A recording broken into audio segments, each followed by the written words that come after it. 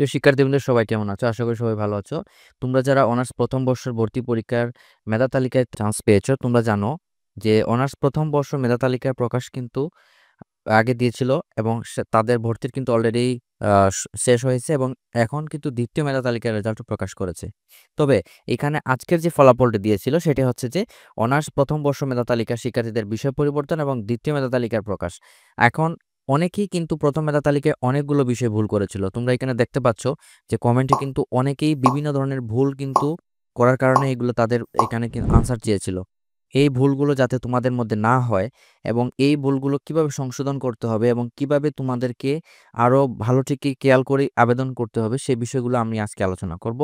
আমরা এই বিষয়গুলো তুলে ধরার চেষ্টা করি তোমাদের জন্য। সবগুলো বিষয় আমরা কষ্ট করে তোমাদের জন্য এই ভিডিওগুলো তৈরি করি, যাতে তোমাদের ভর্তির ক্ষেত্রে তোমরা যাতে জটিলতা না পড়ো এবং সহজে তোমরা ভর্তি হতে পারো এবং সকল প্রশ্নের উত্তর দেওয়ার চেষ্টা করি। আর আমার এই চ্যানেলটি যারা এখনো সাবস্ক্রাইব করোনি অবশ্যই চ্যানেলটি সাবস্ক্রাইব করবে এবং নোটিফিকেশন আইকনে ক্লিক করে রাখবে। মূল কথায় আসি। এখানে দেখতে পাচ্ছ যে আজকে কিন্তু যারা বিষয় পরিবর্তনের আবেদন করেছিল তাদেরও ফল প্রকাশ করেছে। এখানে বলা আছে যে প্রথম মেধা তালিকায় শিক্ষার্থীদের মধ্যে যারা বিষয় পরিবর্তন হবে তাদের পরবর্তীতে বিষয় পরিবর্তনের ফরম অনলাইন থেকে ডাউনলোড করে তা প্রিন্ট বা পিডিএফ কপি কিন্তু সংগ্রহ করতে পারবে। উল্লেখ্য যে কোনো শিক্ষার্থী বিষয় পরিবর্তন হলে তার পূর্বের বিষয় ভর্তি বাতিল হয়ে যাবে এবং পরবর্তী বিষয়ে তার ভর্তির নিশ্চিত হবে। তবে কোনো শিক্ষার্থী বিষয় পরিবর্তন না হলে তা পূর্বের বিষয় ভর্তির বহাল থাকবে। তারপরে বলা হচ্ছে যে এখানে দুটি বিষয়, যে এখানে হচ্ছে যে বিষয় পরিবর্তনের ভর্তি ফরম সংশ্লিষ্ট কলেজ কর্তৃক অনলাইনে নিশ্চয়ন করতে হবে না, এটা স্বয়ংক্রিয়ভাবে হয়ে যাবে। তারপর হচ্ছে বিষয় পরিবর্তনের ক্ষেত্রে শিক্ষার্থীর কোনো ফি প্রদান করতে হবে না, এখানে কোনো ধরনের টাকা পয়সা কিন্তু তোমাকে কলেজে জমা দিতে হবে না।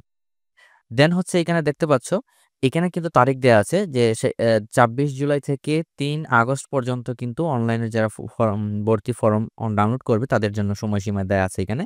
তারপরে দেখতে পাচ্ছ যে দ্বিতীয় মেধা তালিকায় স্থানপ্রাপ্ত শিক্ষার্থীদের অনলাইন ভর্তি ফরম পূরণ ও প্রিন্ট কপি সংগ্রহের তারিখ ২৬ জুলাই থেকে ৩ তারিখ পর্যন্ত। ফর্মটি ডাউনলোড কিভাবে করবে এবং কিভাবে তা পূরণ করবে একটি ভিডিও এই চ্যানেলে দেয়া আছে, সেটি আমি এই আই বাটনে লিঙ্ক দেখতে পাচ্ছ। সেখানে কি কি কাগজপত্র লাগতে পারে এই ভিডিওটিতে গেলে তোমরা সম্পূর্ণ বিষয়ে A to Z বুঝতে পারবা। এখানে বলা আছে যে আগামী ২৬ তারিখ থেকে ৩ তারিখের মধ্যে কিন্তু তোমাকে এই ফর্মটি পূরণ করতে হবে। তারপরে এখানে দেখতে পাচ্ছ যে কলেজ কর্তৃক মেধা তালিকা যে নিশ্চয়নের তারিখ সেটা কিন্তু কলেজ কর্তৃপক্ষ বহন করবে এবং কলেজ কর্তৃপক্ষের কি কি কাগজপত্র চূড়ান্ত করবে সেটা কলেজ কর্তৃপক্ষের বিষয়। এখানে আমাদের কোনো কাজ নেই। তবে একটা বিষয় বলে রাখি যে এখানে উল্লেখ্য যে দ্বিতীয় মেধা তালিকায় স্থানপ্রাপ্ত ভর্তি ইচ্ছুক কোনো শিক্ষার্থী ২০২৩-২৪ শিক্ষাবর্ষে কোনো শিক্ষা কার্যক্রমে ভর্তি হয়ে থাকলে তাকে অবশ্যই ৩১ জুলাই ২০২৫ তারিখের মধ্যে পূর্ববর্তী শিক্ষাবর্ষের ভর্তি বাতিল করে অনলাইনে চূড়ান্ত ভর্তি ফরম পূরণ করতে হবে।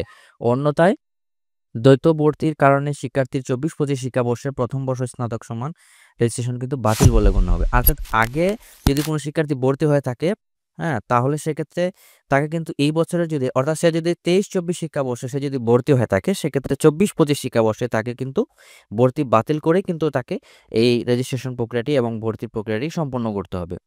আরেকটা বিষয় এখানে বলা আছে যে দ্বিতীয় মেধা তালিকায় স্থানপ্রাপ্ত কোনো শিক্ষার্থী তার বিষয় পরিবর্তন করতে ইচ্ছুক হলে তাকে অবশ্যই চূড়ান্ত ভর্তি ফরমের বিষয় পরিবর্তন নির্দিষ্ট করে ইয়েস অপশনটি সিলেক্ট করতে হবে।